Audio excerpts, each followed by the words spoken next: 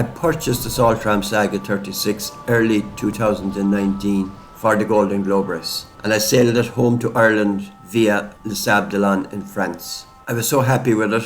This time was all pre-COVID, and the summer 2019 was a nice summer. I was working on the boat and sailing with my wife and family. It was a particularly nice summer. I really enjoyed it. It was the start of the Golden Globe race journey. During this summer, as we sailed, I was looking at how I could improve the boat. One thing I decided was needed was a bulkhead in the middle for structural support. In case a big lump of water fell down on top of the boat or we got a bad knockdown, that it would take the impact. I felt it was a bit open inside, now fine and safe, but it just would help with structural support. Also, I never ever expected COVID to arrive and change the way we lived and worked. This didn't help with the jobs I had to do on the boat, but we all had to suffer the same way. Lucky enough, as a cabinet maker, I could do a lot of the work in the inside. This quarter berth is only used for storage, nothing else. We don't sleep there much anymore. There's 4 other bunks in the boat, which is good enough. And over the engine is where I put my grab bags and stuff like that I'd need to get at quick. So that's the AIS unit, which I will have to change. It's not great. The chart table inside here is used for charts. It's just storage at the moment. There are plenty good storage presses, which is great. You need good dry presses. I have a few leaks in the chain plates that I will have to sort out before the Golden Globe race. The inclinometer is fantastic. I had inclinometers in old boats and I didn't use them so much, but during the race I really used it a lot. The partition I put in as a bulkhead with hand grips worked out very well for organisers for storing the food, and the cabinets over the sink are really handy. It's fantastic. The head is after that. I fitted quite a lot of hand grips, which worked out really well. In front of the partition is the main sleeping area, and I have a big table for the middle during the Golden Globe race. The bunks open up and make them wider, but in bad weather I would actually leave them down if the boat was heeled over and sleep up against the side cushion and on the bottom cushion as well. During the Golden Globe race, the forepeak is just for storing sails and light equipment. But when not in the Golden Globe race, we use this area for sleeping. Myself and my wife would sleep in the middle section aft, but if we had guests on board, they sleep here. So it works out quite comfortable and nice. It's a nice size cabin with good storage, port and starboard, so that's all good. I fitted rails port and starboard up high in the boat to tie ropes off, but they actually worked out very handy for hand grips if you're sleeping up the boat to pull yourself up and down. They're made of Burmese teak. I did some carving into the bulkheads that I fitted. It was nice to be able to put your sponsors' names into them, and they also worked out as great hand grips. I like doing the carving and I can justify it because the timber becomes lighter, and lighter means faster, and it's not losing strength with the carving I do in it. I have insulated most of underneath the deck, which worked really well in the hot climates of the tropics. It kept the boat cooler below. It gets really hot down below. So I will finish off. I have more areas to do, and it's great. It also helps in the cold weather. It stops the heat escaping, and all the hand grips that are put in really worked out so well. So that's all positive. Back in the summer of 2019, I had entered the Golden Globe race, paid my entry fee and bought the boat. It was a fantastic time. As I said, it was pre-COVID, and we're lucky to live where we live, where we have miles and miles of fantastic beaches, and we got to go sailing and swimming off the boat. It was really a special time. Never thought that COVID would come, but it was a fantastic part of the journey. It was that summer where we could sail the boat and enjoy it and have fun. Figuring out what needed to be done was an interesting part of the journey, and during that summer, even though I didn't do anything major, I did quite a lot of work on the boat, from solar and working on the batteries and all that kind of stuff. The original batteries that came with the boat were on the starboard side, and that included a battery for starting the engine. But I fitted these 2 deep cycle batteries on the port side, and it's a good dry press inside the head, and it works well. Here you can see the original batteries on the starboard side. I use a changeover switch so I can swap between the port batteries or the starboard batteries, and it really works well at sea. I have new batteries in since that I got from Canan's Forklift. Fair play to Ken. During the 22 Golden Globe race, I got several knockdowns to starboard. This meant that the water got into the batteries on the starboard side. This is the original place where the engine starting batteries and all that. Batteries on the port side were always fine. So this means I'm going to have to move these batteries from this location and I'm going to move them forward in under the floor. Even though this is lower, it's a much drier area. The bilge water is fairly far aft. So I will have the batteries on the port side up high anyway if I ever need them. Charging the batteries I found really interesting. I use solar and hydro. The solar I got in the beginning were cheap, imported directly from China, and they really worked so well. Later on I got more expensive ones, and they all worked the same in fine weather when the sun was shining.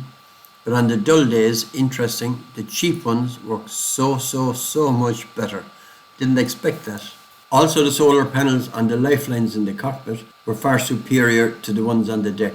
The solar panels on the lifelines are more vulnerable, of course, to a wave and that hitting them, taking them out. But at about €50 each, they are replaceable. And they're light, so it's easy to carry spares. So I will use more on the lifelines, I think, in the Golden Globe race in 2026. It's easy to wire up the solar panels. I kept it as simple as I could. The only problem I had during the race was some of the connections got corroded, so I replaced them and covered them in Denso tape. Another way I had of charging my batteries was my ocean-powered hydrogenerator. Quite simple. It slides up and down, and when it's down, the propeller turns around and charges the batteries. It gives about 4 to 7 amps depending on the boat speed. It's great to have it set up and working for the GGR26. The ladder in front of it I will have to change. It's too small, too short, just not good enough. So that's my hydrogenerator. We're also allowed to use our engine, but we're penalised for any fuel we use. But it can charge the batteries if needed. Entering the Golden Globe race in 2018 was the start of a fantastic journey for me. Just even making these YouTube videos, it's all learning. Everything is learning. Learning how to fit out the boat was way more unexpected and unusual than I ever thought. I thought I would find more experts here in Ireland, but actually it is something a bit out of most people's league, sailing the Southern Ocean. And that actually makes it more interesting, trying to figure out what way you should do things. I prepared a lot of things very well, but obviously not my area is self-steering. And such is life. You know, we learn by our mistakes, and it's only by our mistakes we learn. And I do believe I have learned an awful lot about rigging, solar, hydrogenerators, so many different things. To enter the Golden Globe race, if anyone's ever thinking about it, I recommend go for it. The summer of 2019 was a beautiful time because it was the start of a new journey with a new boat, a beautiful boat. I really loved the Saltram Saga. It was interesting in so many ways. This was still pre-COVID and a nice time. That winter, I didn't lift the boat out of the water. I left it in the marina in Dingle. The next year I lifted it out. I will lift it out again this year. And when I lift it out, I will remove the mast and lay it on the ground beside the boat. I found a really good rigger in Wales, Jade, and he will come over. And when the mast goes back up at the end of this winter, I hope it will be Golden Globe race ready. One of the mistakes I made the last time was I left jobs too close to the start. And if someone lets you down and can't turn up, it pushes everything else down the road. So I fully intend to have a lot of jobs done way in advance, including the mast and rigging. I hope that the mast and rigging will be ready for the spring of next year for the Golden Globe race and not to have to take it down again. But there might be small jobs to be done, but that's fine as long as I don't have to take the mast down again.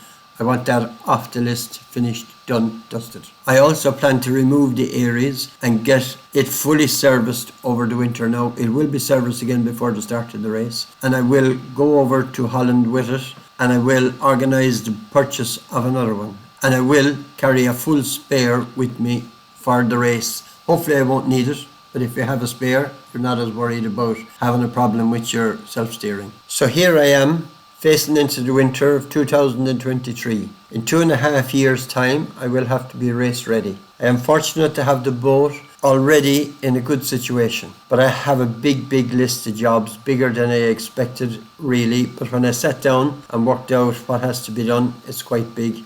But it could be worse. I have a lot of experience from the 22 race, and I have the boat in good condition. In the next video, I will be getting closer to the start of the Golden Globe race of 2022, and the journey will be getting more intense. At this stage, it's still more relaxed for me. In the summer of 2020, I sailed to the Azores and back. And that was fantastic. I met a storm on the way back. So that's all to come in other videos. Now, if anyone sees anything that I can do to improve these videos, or if you want more information, this is all very new to me, making YouTube videos. So just let me know. Please leave any comments, anything you want to know. I would be delighted. The feedback is greatly appreciated, and comments are really interesting. Thank you very much. So please like and share this video and subscribe to my channel if possible. So that's great. So thank you everybody for all your support so far. Without the support of the people, I wouldn't be able to do this. I was lucky enough that I had a decent amount of money at this age in my life, and I could come up with over half of the money I spent in the race, but I got great support. At this time in 2019, I was starting to fundraise, and it was just from the start, people were giving me great help, and it was making the journey so much easier. It's a big expense, and I have big expense to come, but I'm lucky I can work. I have my workshop behind my house, and I can manage to earn money and pay my loans and do jobs on the boat. So I'm ticking jobs off. I won't start fundraising for the Golden Globe race in 26 until, I'd say, the spring of next year. So thank you so much for everybody that helped me in this Golden Globe race journey. It's fantastic. I hope the winter of 2023 and 2024 will be good and healthy for everybody. So peace and tea. Bye.